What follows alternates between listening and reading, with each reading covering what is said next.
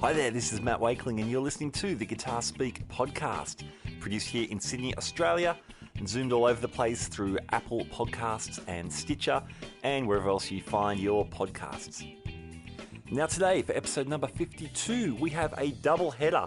2 interviews. First up, we have Dario Lorina, guitar player with alongside Zakk Wylde in the Black Label Society, but also a fantastic solo artist in his own right. He's just released his second album on Shrapnel Records, Death Grip Tribulations. We get all the news on that. We also speak to Rein, a very independent blues rock artist, really taking, pardon the pun, taking the reins on the guitar work on her work. So really getting into soloing and digging through tones, and she's great. So we talk about her latest album, Long Road. Before we get to that, here's a word from our friends Mick and Jeff from the Amps and Axes podcast. Hey, podcast world, I'm Jeff Bober. And I'm Mick Marcelino of Amps and Axes. That's right, and we've got a cool podcast that talks with guitarists, manufacturers, engineers, and techs. Yeah, so check us out every Saturday on iTunes. And Google Play. That's right. And as we're always saying, onward. All right, thank you, Jeff and Mick. It is a great show, Amps and Axes, so definitely check it out. Great podcast. Hey, I want to read you a message I got from Grant Fisher, who wrote, "Hey Matt, love the podcast. I only discovered it fairly recently when you interviewed Brett Garsed. I meant to message you then, but forgot. I've just finished listening to the Phil Buckle interview. Fantastic. I always wondered whatever happened to him. Great to hear he's still making music. I saw Phil with The State and a couple of times with Southern Sons and always rated him as one of our top players. Hopefully one day you'll be able to get Jack Irwin on the show. I'll never forget seeing Jack, Virgil and Jeff twice at the Spy Hole with Hans Valen and being blown away by Jack's playing. Then when he popped up a few months later with Southern Sons and Farnham. And that voice, wow. Thanks again for the show." Grant, thank you so much for your message. That's awesome. And yeah, I totally enjoyed talking to Phil Buckle, so I'm glad you enjoyed the interview. And if you're a Jack Jones, Erwin Thomas fan, well, join the club. Who isn't? He's absolutely amazing. And such a great guitar player. So yeah, Grant, thank you so much for your message. I really appreciate it. Okay, on to our first interview of our doubleheader today. Speak to the amazing Dario Lorina. Here we go. Dario Lorina, welcome to the Guitar Speak podcast. Hey Matt, thanks for having me. Man, great to have you.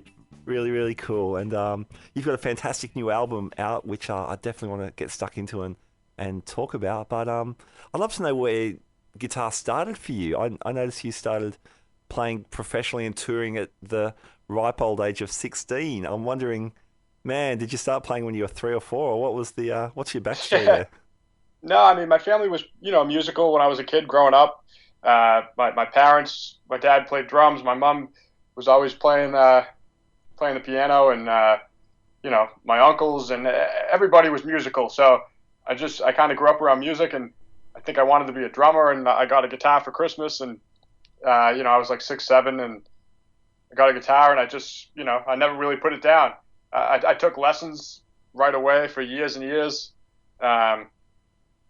And, in the beginning, it's always, you're learning as you go. But when I got into I was playing since I was 6, 7 years old. So when I got into middle school, it was really like all I thought about, and it's all I did. And, so like other people think, oh, I'm going to be a doctor. I want to be a football player. I want to do this. I just thought of myself like, I'm going to be a guitar player, so that's what I focused all my energy on. And so when I first started touring, I started playing with Janie Lane. I was 16. I was a junior in high school, which is 11th grade here. And, I just, like anything, I'm just trying to get a job, So that was my, I saw an ad back in the MySpace days that Janie was looking for a guitar player. And I just sent a bunch of emails. That ad somebody had posted, they sent me an email to contact, and I sent a bunch of emails to this address, which I think was his manager, and we ended up talking, but and I ended up going out to LA, and I mean that's pretty much how it all started, right there, basically. Yeah, wow. What were you So, of course, we're talking about the late Janie Lane from Warrant, Yeah. who ended up doing a bunch of solo stuff as well. Wow, that's a pretty big gig for your first gig. What got you to that stage though? So, if you started guitar in middle school, or you're getting really serious in middle school, what kind of stuff were you playing? What were you working on? I mean, I was, when I was a kid, when I first started playing, I loved Van Halen. These were all like tapes I would pull out of my dad's glove box or whatever, and Van Halen. When I heard Van Halen 1, for me that was like, I want to play guitar and I wanted it to sound like that. So, I mean, what I was working on was just like, at the middle school age was like, okay, I can almost play a solo now. So I wanted to do everything I could to try and play. I learned one solo and then I want to learn another one. And that was like, trying to learn Van Halen, or even if I got one little lick out of the entire solo, then I'd be happy and I'd move on to something else. Van Halen, I was learning like Queensryche songs, and, I'd learn one bar of a Dream Theater song because that's all I could play. Yeah. So, I was just learning all that kind of stuff that I loved. John Petrucci, I loved as a guitar player. Yeah. Paul Gilbert, I tried to learn as much stuff as I could from him. George Lynch, Van Halen, that's the stuff I was working. AC/DC, because it was, I could almost kind of play it. Yeah. Yep. Yeah. But at that age, that's what I was working on. Yeah, cool. So did you have to put a demo or something together for the Janie Lane gig? Yeah, well, they had me like record myself playing some Warrant songs, and I basically just panned like the song to the left and my guitar to the right, and I sent them over some audio tracks of, man, off the top of my head, I don't know if I can remember the songs. Rainmaker, Down Boys, 32 Pennies, maybe. Yeah, those were a handful of them. Yeah, cool. And so, yeah, I sent them over those songs, like, oh man, this sounds great. We'd love you to come out here and love to meet you. And I ended up jamming with Janie in this rehearsal studio, and he played drums. He didn't sing, he played drums, and we played like Uncle Tom's Cabin and some Warrant songs and some of his Back Down to One solo album, which was right around that time. So yeah, and then we started touring a few months after that. Great. And how does it go as a 16-year-old on the road? Were you still trying to get your schoolwork done, or was I finished my diploma just from doing it. It was called Independent Study, which is a program they had here in Vegas. So yeah, I was doing, when I'd be home, I'd go into the classroom and take my tests from the stuff that I was working on myself all week or whatever, however it worked out. But yeah, I mean, as far as being on the road, I jumped in with both feet, and I just, I kept my eyes open and my mouth shut and my ears open and just learned and took everything in and just enjoyed the ride, Yeah, cool. Very cool. Now, it seems not too long after that you hooked up with Lizzy Bordin, which is like a legendary band. Those guys have been going since, I don't know, sort of mid-'80s, I guess. And yeah, absolutely. Still going. That must have been a cool gig as well to nail down. That was a blast. I mean, those guys are so awesome, as brothers hanging out. And, of course, the music as a guitar player is phenomenal. I mean, they had a lot of great guitar players, and I had a blast learning all that stuff and playing all that. So yeah, that was a great time. I played with them for like 4 years or so. Now, you had a pretty good reason to wind things up with Lizzy Bordin. You believe you got the guitar gig in the Black Label Society. How did that come about? So I knew Blasco, who manages Black Label, and I was in touch with him, like, before Black Label was in the position that they were looking for a guitar player. I was in touch with them about something else, and then it was just timing, and then just after that, they were, they had announced they were looking for another guitar player, so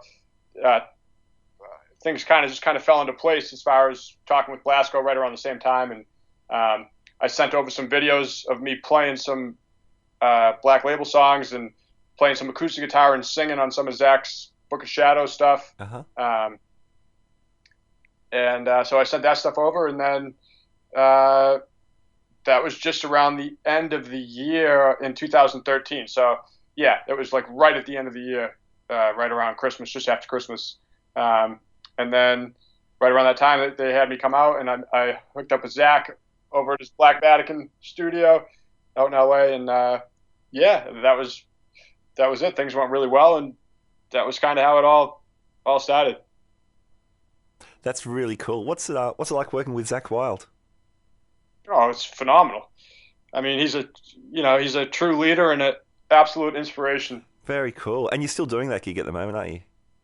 Yep, we Nice. are. We're just we have some downtime at the moment, but yeah, we'll be going back out early 2018.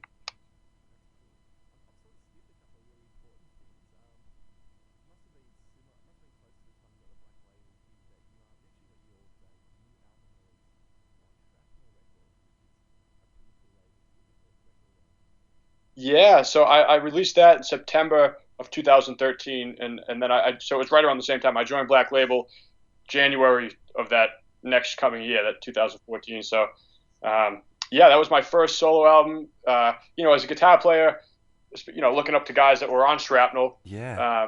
it was definitely, I'm very happy to be a part of that whole camp over there. And as a guitar player, a, a goal of mine was I wanted to do an instrumental record, you know.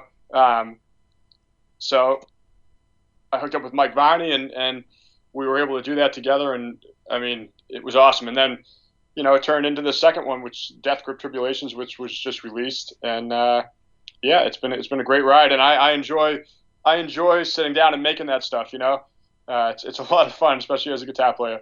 Yeah, cool, man. Fantastic. Yeah, they're both great sounding records. I Thanks a guess lot. how soon did you start writing your own stuff? So I've sort of jumped into all your sideman gigs, but when did that become a part of your playing? I mean, I've always written my own stuff.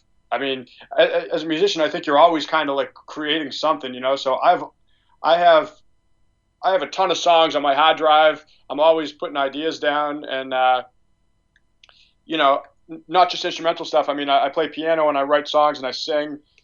So that's my next, not just piano, but I mean my next record I plan to sing on. Um, but these two instrumentals were fun to make, and I mean I'm just always writing and putting riffs down, and yeah.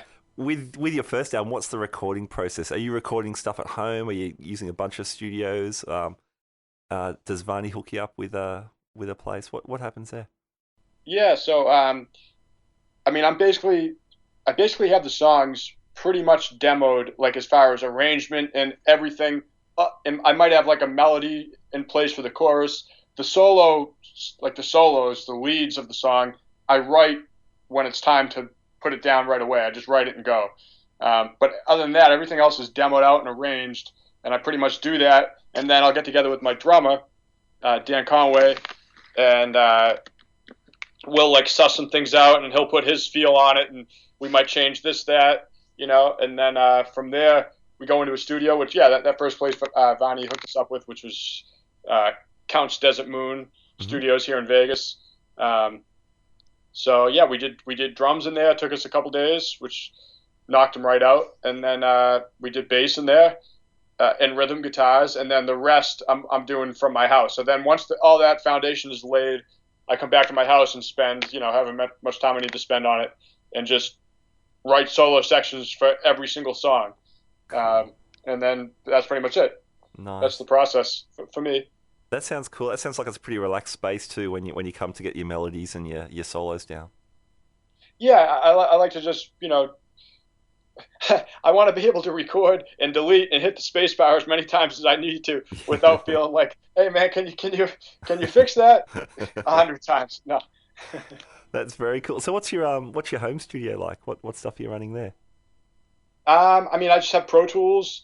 Um, I have an Avalon Direct. I mean, it's just basically I'm basically micing my cab with two mics and going direct into Pro Tools. Yeah, That's cool. all I'm doing. I don't do any of the fancy stuff. I send that off, and they mix it and put the final gloss all over it. But it's basically just a 57 and a 421, and that's basically it. Nice. Man, that's a classic combo right there. Yeah. I mean, the gear I have, I got amps and guitars and whatever, but you know, that's the bare bones for recording. Yeah, cool. Cool. I love it. The guitar tones are super alive. They're very present and big, so you're doing it well. Thanks a lot. Yeah, that's. I mean, for this new album, everything was done basically with my 800, my Marshall JCM 800, with a Seymour Duncan 805 overdrive in front of it, and then I have Seymour Duncan pickups. I have the TB custom and a 59 custom hybrid, which is basically what you're hearing. If not, it's a JB, Seymour Duncan JB. Okay. But that's basically the setups for that. Wow, cool. Yeah, I noticed on the album. Well, let's talk about the new album in specific terms. Yeah, I noticed there's not a lot of ear candy on the guitars. They're just these big, fat sounding instruments. It sounds massive. I love it. Oh, cool. Yeah, straight to the point.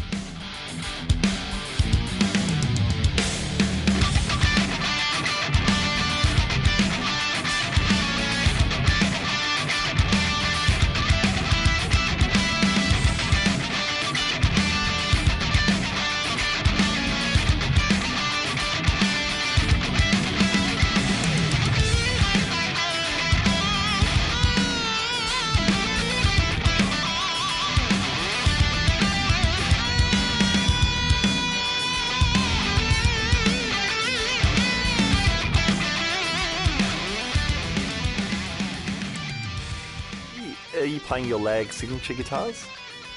I am, yeah. Yeah. Yeah, I actually just had one painted in the Death Grip Tribulations theme. Awesome. But yeah, it's my Akinator. And then the leads were pretty much, which is same with my first album. I have a Lag. It's an Arcane, which is like a souped up Strat kind of thing, and it has a Seymour Duncan TB custom, and a 59 custom hybrid. And that's what I did my leads for the first album with, and for the second album, it's the same guitar. Okay. The rhythms are, my Les Paul and another Lag with Seymour's in there. Wow, cool. Now you've been with Lag guitars for a while. Hey, it must be the last 4 or 5 years, I guess. Yeah. Well, I mean, actually, it's been maybe 10 years that I played Lag. So I've toured with them when I first started playing with Janie. So I played them ever since. So it's been about 10 years, yeah. Cool. That's fantastic. And your signature is I think I mentioned the Arkinator. So that's kind of a combination of two sort of Lag ideas, I think. Yeah, it's a hybrid. So the name came from, they have a model called the Arcane.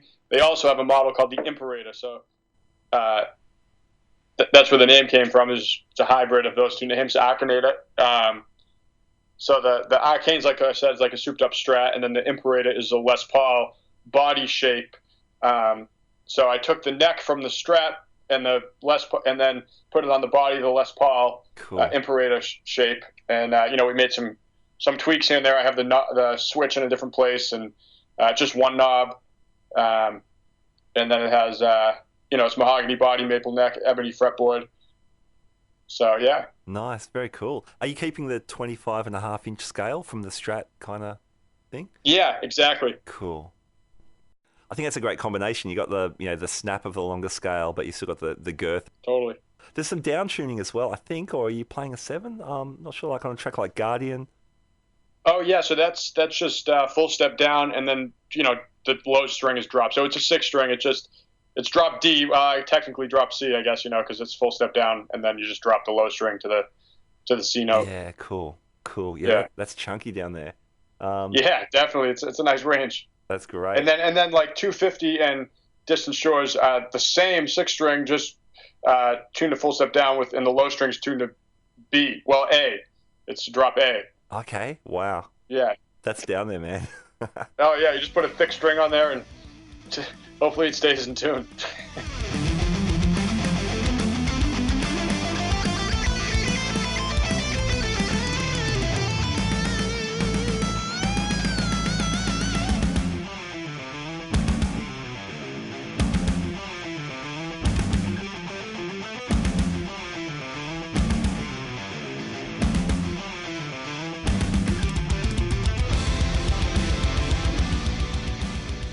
Now your signature's got a Floyd Rose. Are you using like a fixed bridge for those retunings?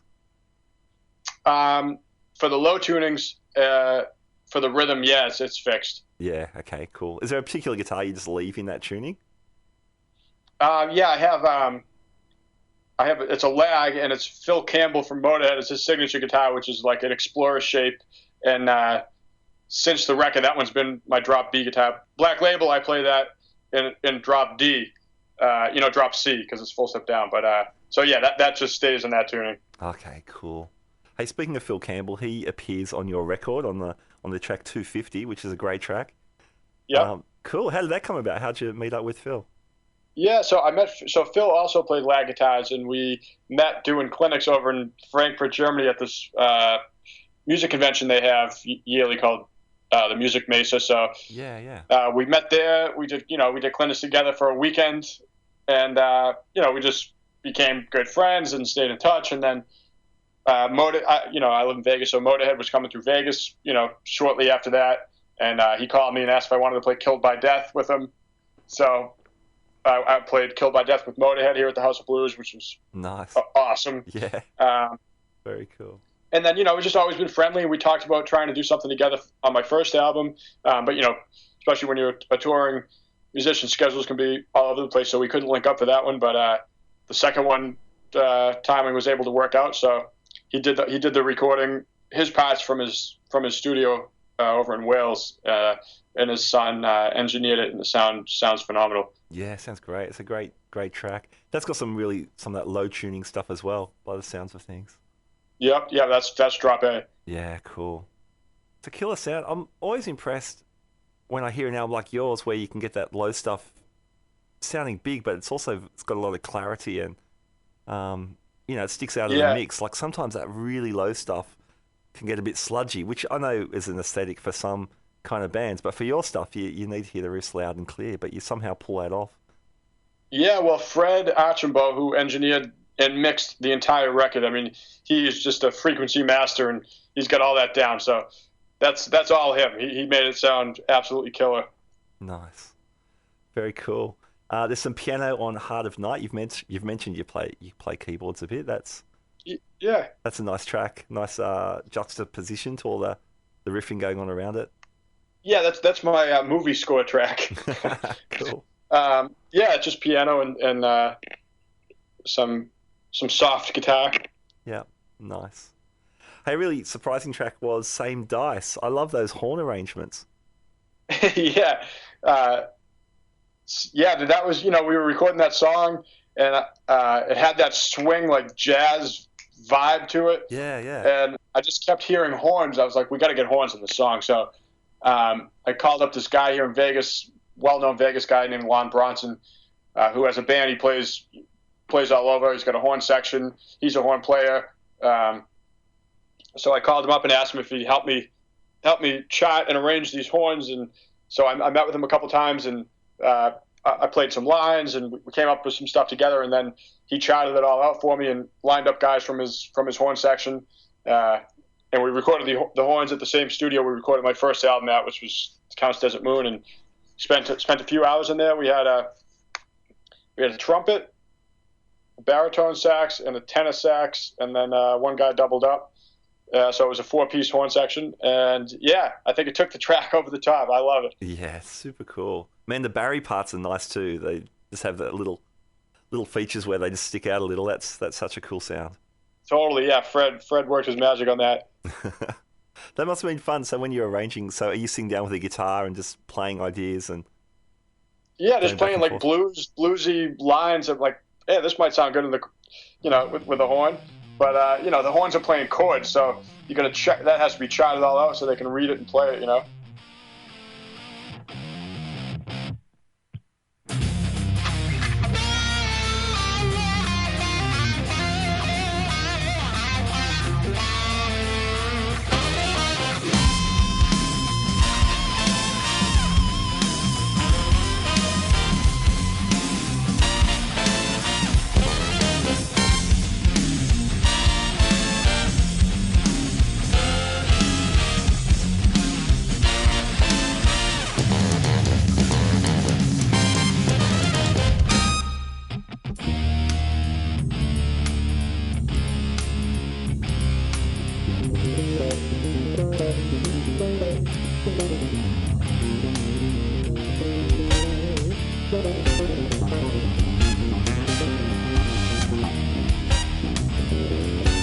And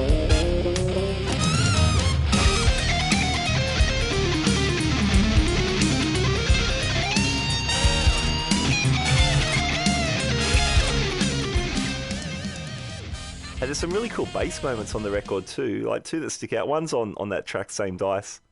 There's like that fusion kind of solo over these power chords. I love that. Was a cool thing. Yeah, that's JD from Black Label, who plays with me in Black Label. Wow. He played. He's a monster bass player. He played on the whole album, and then so his other solo section is in the song Perigee. In the second verse, he solos, which is awesome. It has some distortion on the bass. It sounds killer. Yeah. And then on Distant Shores and Guardian is Martin Anderson, who I played with, and Lizzy Bordin. He played bass on those two songs. He killed it also. Cool. Excellent, man. Yeah, and that Same Dice solo, on a fusion record, you'd hear a bass solo, but with like a super clean guitar doing these spacey things, or an electric piano or something. But you're just smashing out the power chords, but it sounds really cool. Oh, right on. Man, that song Perigee you mentioned, with the distorted solo, that's great, the bass. Like it's like he's slapping with that distorted sound. I don't think you hear that on many records. Right, yeah. Yeah, I mean, I just sent those, once we were done with rhythm guitar and drums, just sent the tracks to JD, and JD, do your thing. And he just sent all that back. I was like, that's awesome. So, yeah, it's awesome.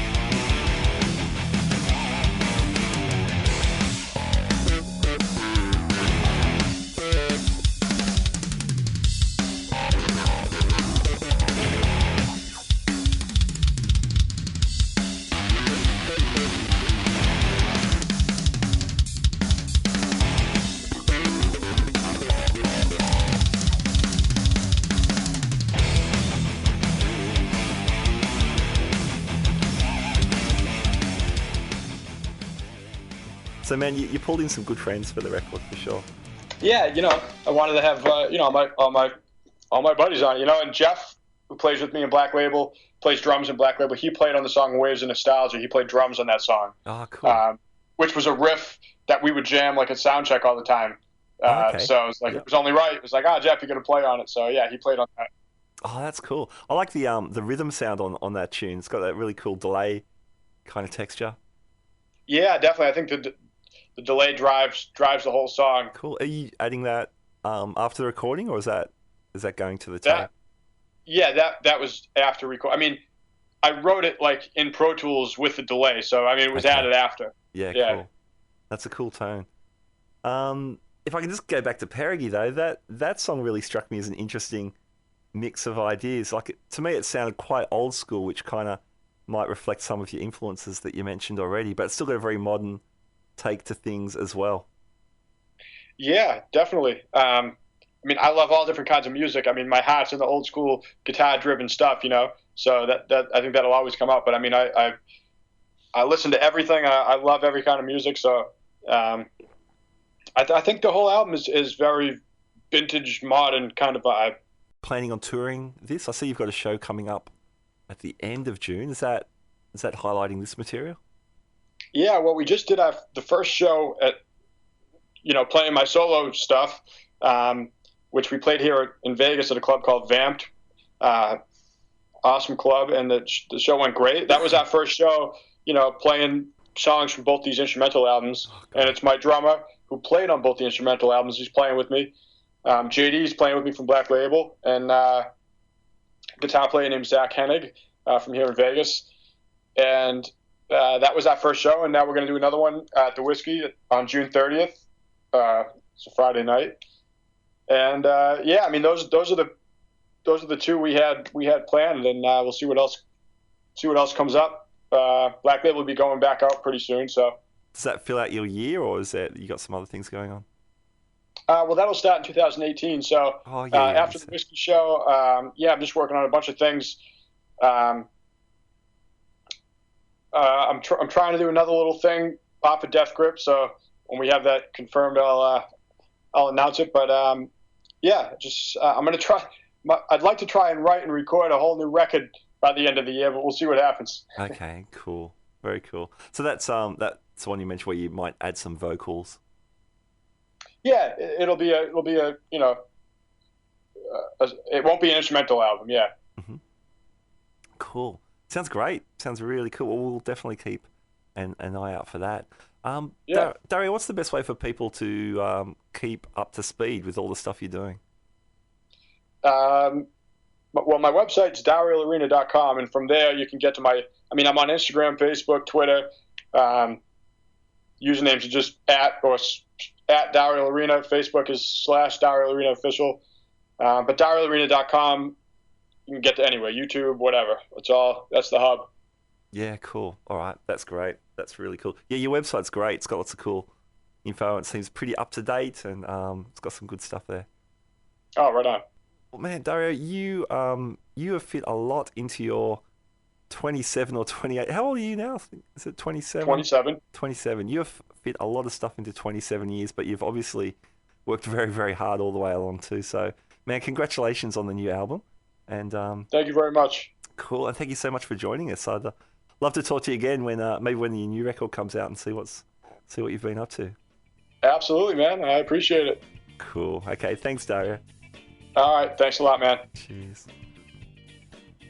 All right, there you go, Dario Lorina. So great to meet him and discuss his career. Great player, and got a show coming up June 30. Check it out if you're in the area, and check out that album, Death Grip Tribulations.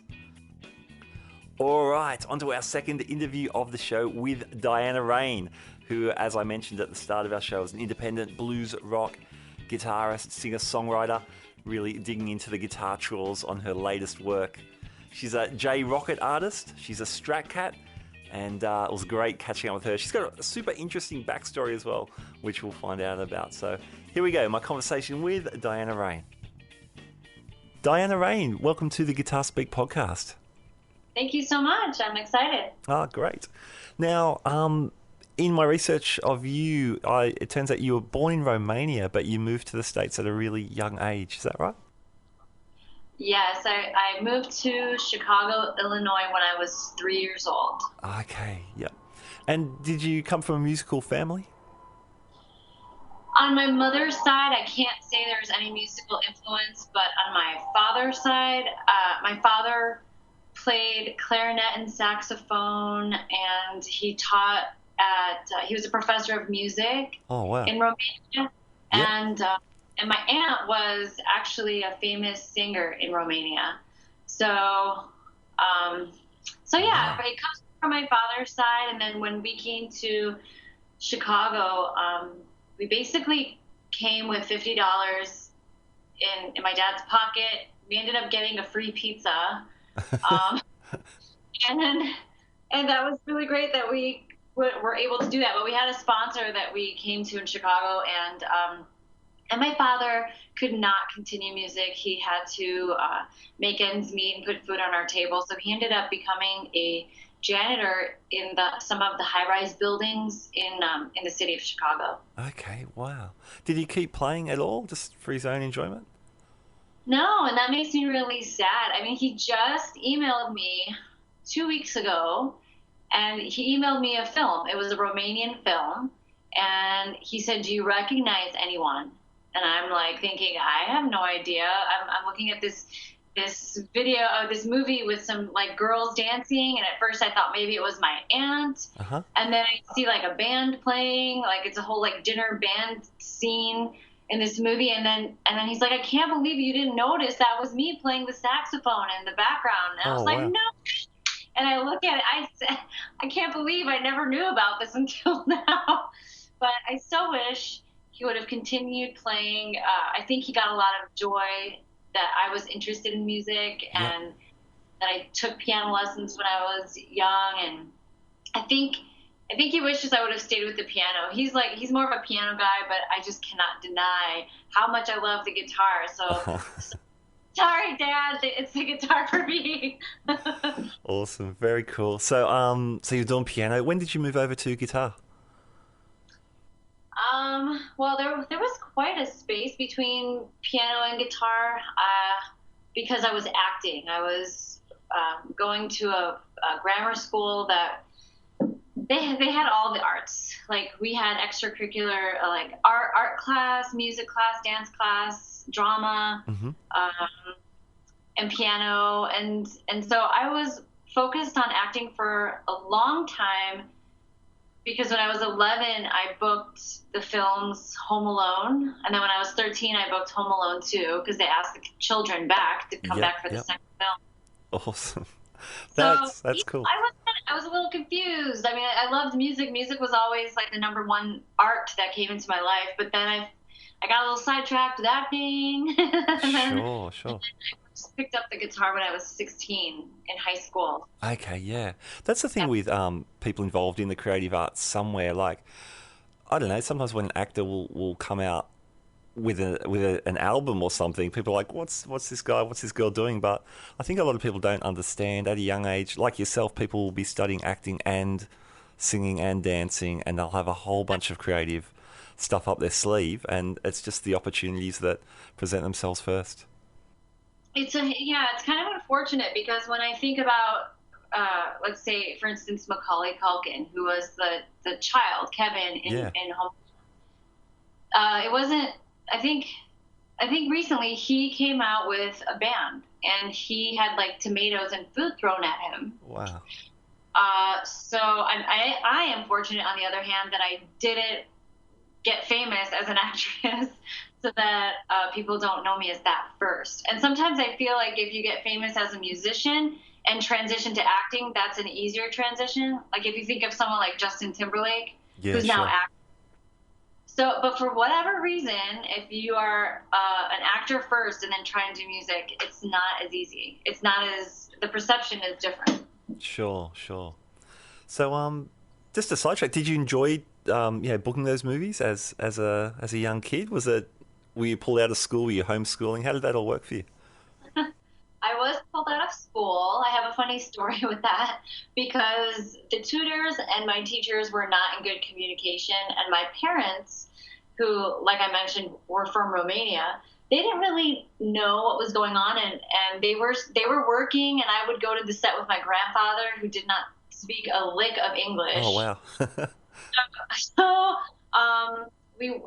I failed my classes during the month and a half that I was gone from school. And I was so scared, because I was a straight A student otherwise. And I was so nervous for my parents to get the report card from my teacher that I made sure I got the report card first. And then I used whiteout, and I put whiteout on like the D's and the C's.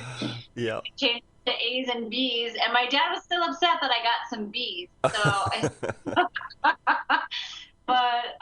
it was pretty.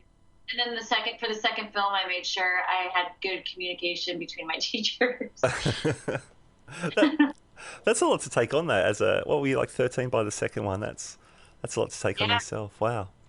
I was 13. I had newly gotten braces because my teeth were super crooked, and it was just so embarrassing. I hadn't learned how to shave my legs yet, and we had to wear these like skirts the first day, and the kids were laughing because I had it was like blonde hair, but still they were laughing at the hair on my legs. It was just super embarrassing. Okay. It was like the preteen, just super embarrassing. Oh, there you go. So are you were you one of the siblings in the film? I was one of the cousins. Okay, all right, awesome. It's funny because my head's been in your album, and then I think it was only last night I was trying to find your website again, and saw the acting as well. So multi-talented, very good.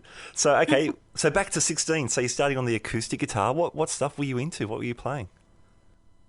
I did not take any lessons, but I remember buying a guitar book and learning like the chords C, G, E, A. And then I started teaching myself how to play Candlebox. Do you remember that band, Candlebox? Yeah, so this is, when is this? Kind of like early 90s? Yeah, I don't remember what, I should remember. Yeah, it was early 90s. So it was Candlebox, I think this song was Far Behind. Okay, yep. I know the names. They weren't huge down here, but I remember hearing the name, yeah. Yeah. So I started learning how to play, songs that I dug. What other songs? I remember, Wind Cries Mary and and some Pearl Jam songs. Yeah, cool. But it was a pretty tough guitar to play. It was a Fender acoustic, and I love Fender. I play Fender Strats. I have their amps, but my hands are really small, and my dad didn't know anything about setting up guitars or anything. But I mean, I'm grateful he got me a guitar. It was just really hard to play. Yeah, sure. Yeah.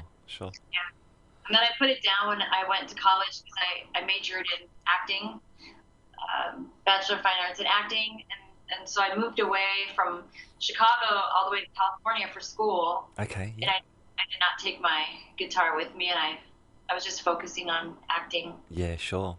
So when did you get back to the guitar? So it was in my early 20s that I saw a DVD of Stevie Ray Vaughan playing live. Yep. And well, actually, it was before that.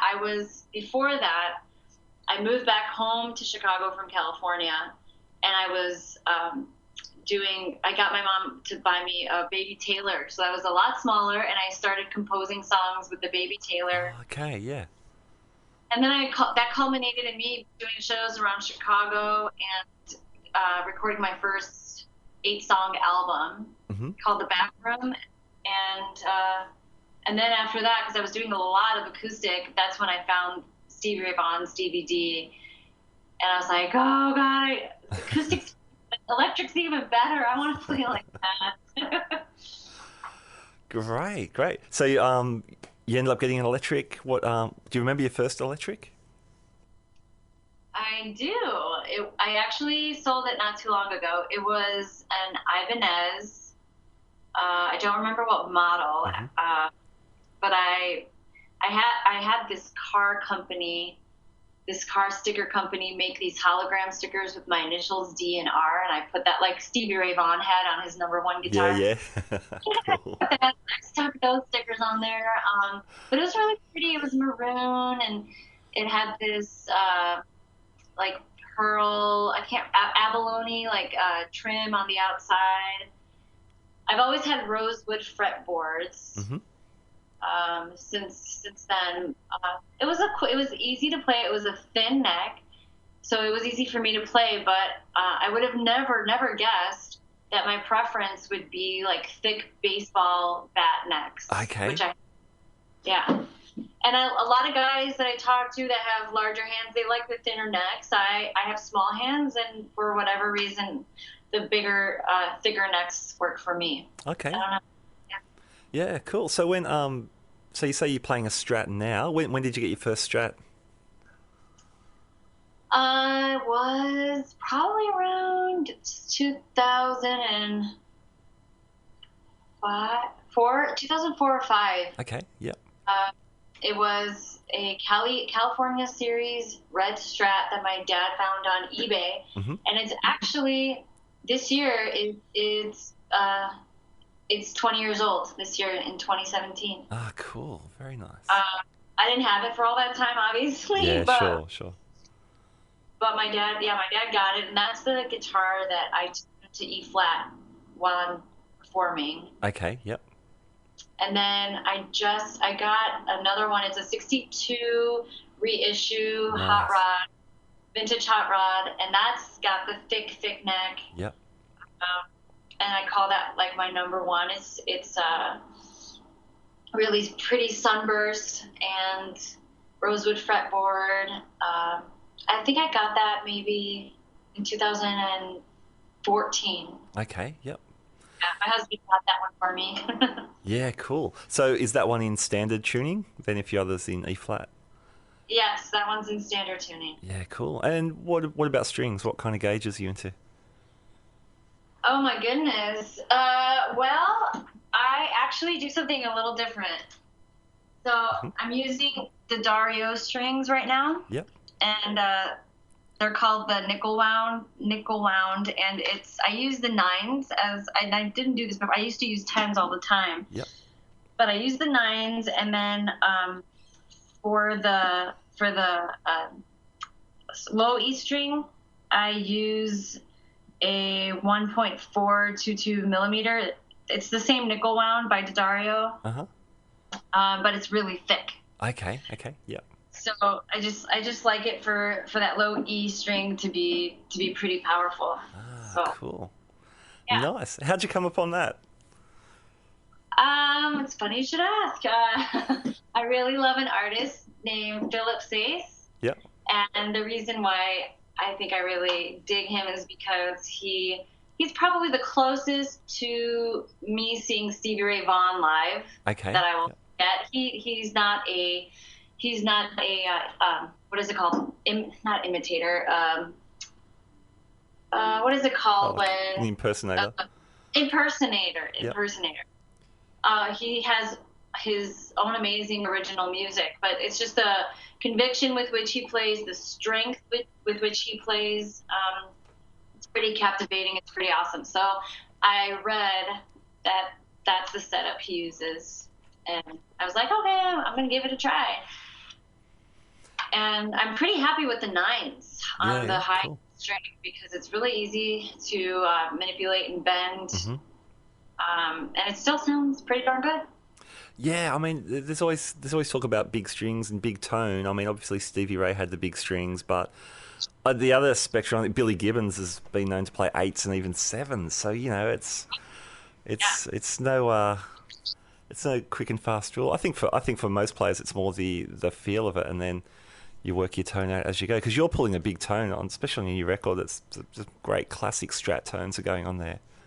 Yeah, thanks. And that wasn't even like anything special that I was using. I was using my Strat. I had an amp built. It wasn't a Fender. I did have a Fender Super Reverb, but since I was recording in my in a room in my house, Okay. I couldn't really use the Super Reverb. So I ended up getting a Cherrytone JM50 amp. Okay. And I recorded with that. And maybe just I had a few pedals. I think a boost pedal, a J Rocket Archer boost pedal, a tube screamer. I had a delay pedal. So it wasn't anything truly fancy for that. I did have an aux vibe. No, I didn't. No, that was for a song from my next album. Oh, okay. But ever since then, I've ended up getting 2 Fender Blues Juniors for my live show. Ah, nice. Yeah, so it's like it's nothing terribly complicated. Cool. No, that sounds great. Like the super reverbs, yeah, they sound awesome, but you do need to crank them pretty hard. Like Stevie Ray, obviously, that was one of his amps, but he would have that thing on 10. Right. So, I can't do that. Yeah, of course, yeah. So the Cherrytone, I think I've heard you mention in other interviews that's like a Dumble kind of a vibe.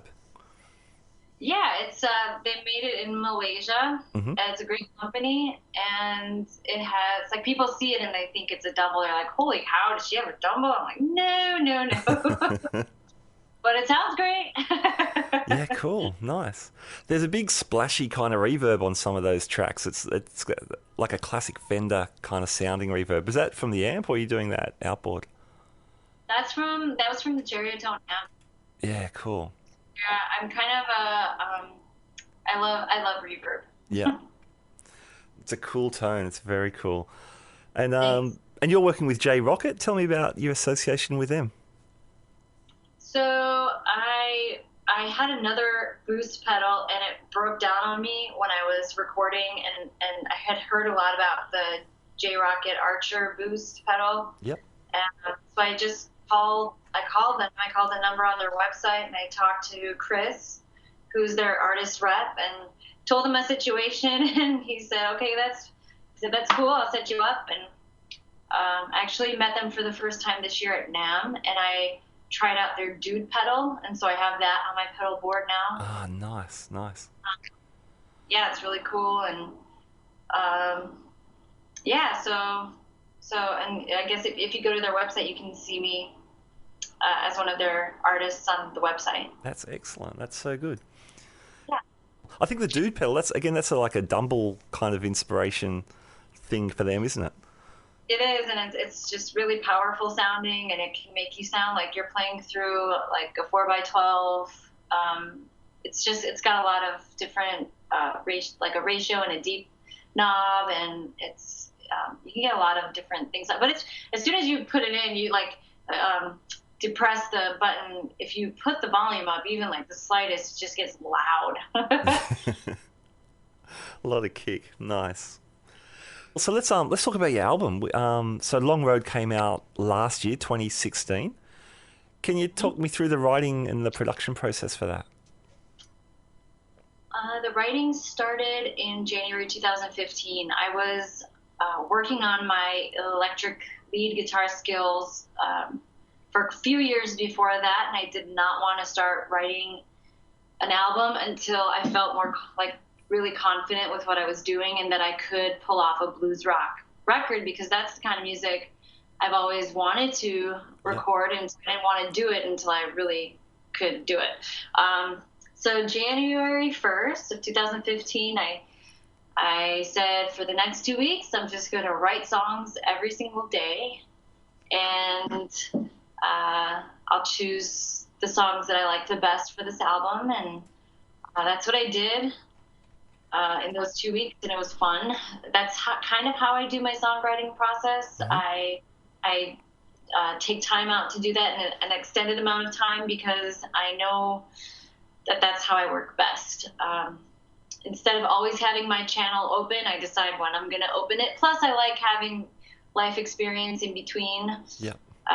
So that I can have something to talk about. Sure. New musical ideas, because I'm always learning. I'm always doing something new with the guitar. So I just want to see the growth. So after I wrote all the songs, then I laid down the drums. I used a program called Easy Drummer, and it uses live samples of actual drummers playing drums, and you as an artist can put in the sounds that you want to hear. Like, they have a little MIDI and an actual drum set that you can press with your mouse and create the drum beat you're looking for, and then it will give you like 100 options, and you just go through and you choose which one you think would work best. So I did that, and then I put the bass down, then I put rhythm guitar down, then I put a scratch vocal down. Yep. And then I took a break for health reasons and because I was getting the Cherrytone built. Oh, and that took quite some time. Yep. Took months. So when that finally came to me, I had to learn how to mic an amp and how I was going to do that in my room in the house while my son slept. Yep.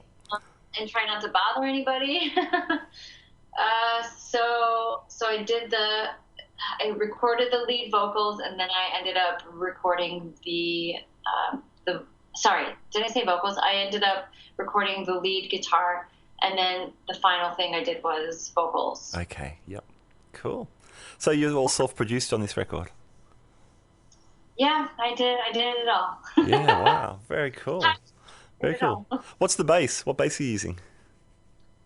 Oh my God, I think it's a Yamaha. I barely take that thing out because I'm not a bass player. Sure. I bought it for like maybe $80. Yeah, yeah. And it was red, so I'm like, that'll do. It's red. But it sounds really good. Yeah, so, it's working, definitely. Yeah. I think it's a Yamaha. Okay. So your priority's on the guitar rig, so I like that already. That's fine. That's good. Rather than the bass rig. There's some great riffs. The Real Thing, that's a really cool riff on there. So those riffs, are they sort of born out of that 2-week sort of intensive period where you say, okay, I'm going to write a bunch of stuff here? Was The Real Thing born out of that? Yeah. Yes, all of the songs on the album were, and I love that you said riff-based, because when I was writing my first album, The Back Room, there were no riffs at all. It was just basically rhythm guitar, and I wanted to come to that place where I could be a guitar player that writes riff-based blues rock. Yep. A lot of the songs on the album do have that vibe, and they start with a strong riff that I expand on during the song.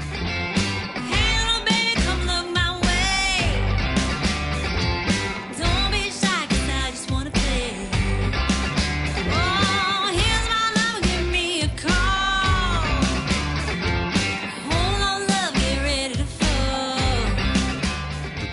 Now, the album's been really well received. You've won some awards last year as well. Can you talk us through those?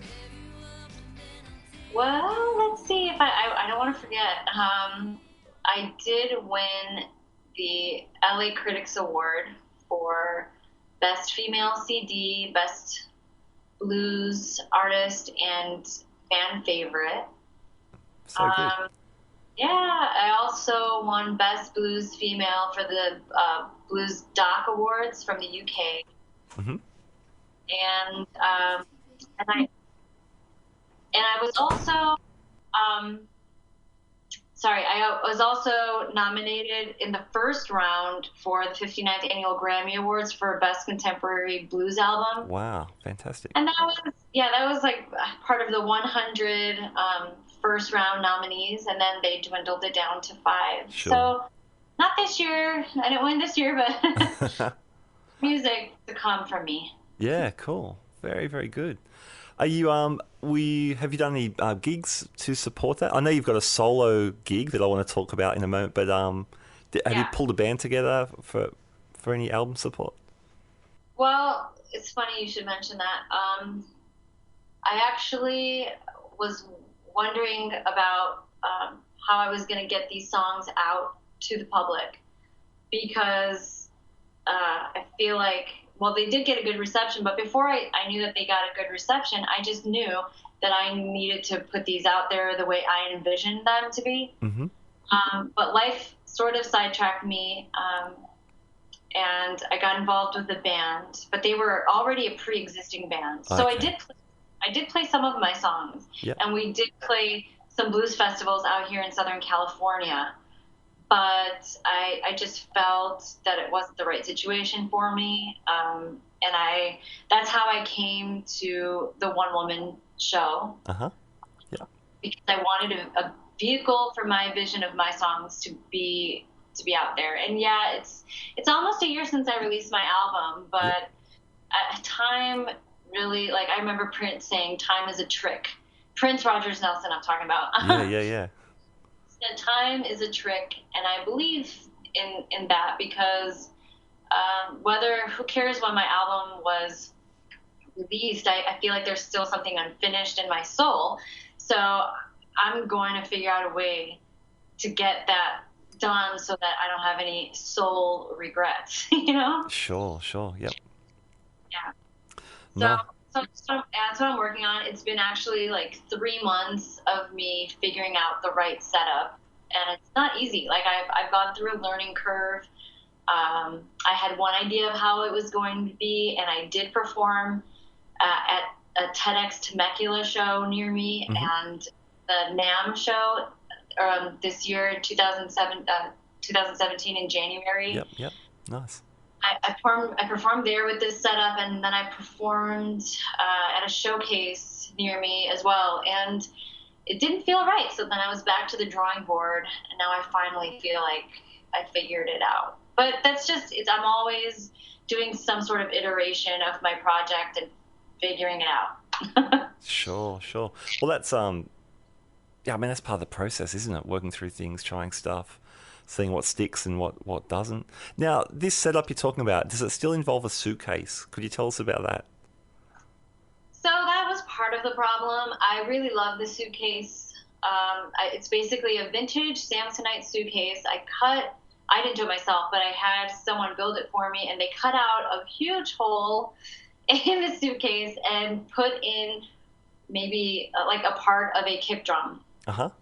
And then I use a pedal to activate it, and then I also have a pedal for my other foot that works the tambourine. Okay, yep. So I think it was, it's fun and everything, but as an artist, I want to create an opportunity for me to also be free on stage.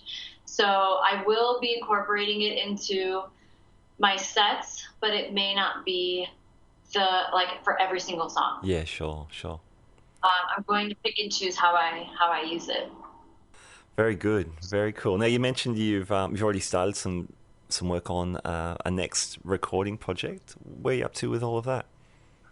So in 2015, I wrote a ton of songs, and that ended up with me choosing to do to separate some of the songs into like my Long Road album and then a next album. Yep. So I ended up laying down a lot of the stuff for that, and I just have vocals and lead guitar to do for those songs. So once I've got my show on the road, or once I've got it going, then I have more time to devote to getting the next album done.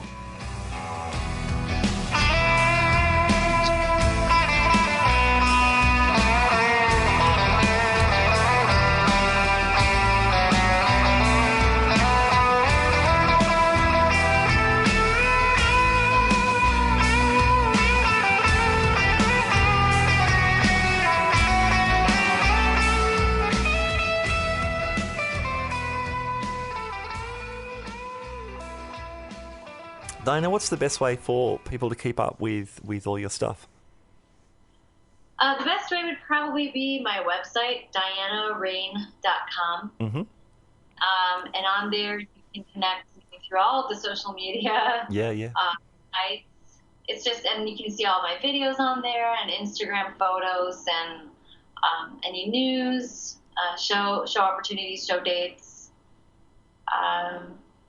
Yeah, and then I'll probably, on my Facebook page, it's Diana Rain, and I think it's facebook.com/Diana Rain Music. Okay. I'll be doing more, like just documenting my process, or doing some frequent live videos or taped videos that I post. I've been kind of keeping quiet because I'm using a certain looper pedal. It's a new pedal right now, and there's some things brewing with that I cannot talk about. Uh-huh. So I was like, how am I gonna like promote my music and not talk about this like integral part of my music setup? But yeah, so soon I will be posting live videos. Okay. And talking about how it all comes together and makes some magic. Nice. That sounds good. Oh, that's intriguing about whatever you're doing with a looper. So we'll stay tuned. And hey, your website's great. It's full of heaps of really good information, and it's up to date, which not every single website is. But that's cool. I found it really interesting getting on your website too. Found out a lot about you and your music and your approach and stuff. So that's cool. Highly recommended. And we'll post. We'll add all of your links to our stuff as well when we publish this episode. So, Diana, anything else for 2017 you want to tell us about? Oh, anything else? No, there's a lot of work ahead, a lot of fun ahead. It seems like you said already, yeah. Yes. Oh, that's awesome. Well, hey, thank you so much for coming on our show today. We wish you great success with your career moving forward, and we love you. We love The Long Road, such a great album, and we're glad people are digging it. Thank you for having me. I appreciate it. Thank you for listening to my music and sharing it with Australia. All right, there we go. My conversation with Diana Rain. My thanks to Diana and also to Dario Lorina for appearing in today's show. Two very different guitar players, but both with really, really cool stories. Speaking of stories, we have plenty more in the Guitar Speak podcast archives, so why not dig through that? If you head to Apple Podcasts or Stitcher or guitarspeakpodcast.libsyn.com, you can find all of our past interviews as well with people like Gretchen Menn, Bob Spencer, Andy Timmons, Randall Waller, Michael Fix, David Stedman from Maiden Guitars, Charles Cillier. I could go on and on, but you should just have a look. Just have a look for yourself. We're also on Facebook and Instagram and Twitter if you want to check us out there and follow along. Okay, thank you so much for joining me on the Guitar Speak podcast. My name's Matt Wakeling. I will catch you next time. Bye now.